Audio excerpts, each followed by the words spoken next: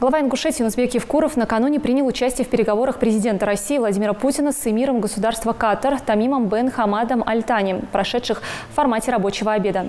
Как сообщает пресс-служба Кремля, эмир Катара прибыл в Москву в ходе рабочего визита. В ходе российско-катарских переговоров Владимир Путин и Тамим бен Хамад Аль Тани обсудили перспективы наращивания двустороннего взаимодействия в различных областях и актуальные темы международной повестки дня, в частности, ситуацию в Сирии. Как отметил президент России, в ходе встречи в этом году исполняется 30-летие установления дипломатических отношений между Россией и Катаром.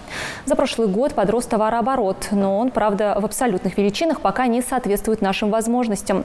Но тенденция очень хорошая. Развивается инвестиционное взаимодействие, сказал Владимир Путин. Как в свою очередь сообщил эмир Катара, с момента прошлой встречи, состоявшейся 2 года назад, отношения между двумя государствами укрепились. По итогам визита эмира Катара в Россию в присутствии лидеров двух стран подписано соглашение о сотрудничестве в сфере науки и образования между компанией «Роснефть» и Катарским фондом образования, науки и социального развития. 2018 год объявлен перекрестным годом культуры России и Катара. Первым регионом, открывшим в ближневосточном государстве Дни российской культуры, стала Ингушетия. По словам Юнусбека Евкурова, в начале февраля в ходе визита ингушской делегации в Катар республика также представила свой инвестиционный потенциал. Были достигнуты договоренности о сотрудничестве по целому ряду направлений: привлечение инвестиций, энергетика, туризм, АПК, строительство инфраструктуры.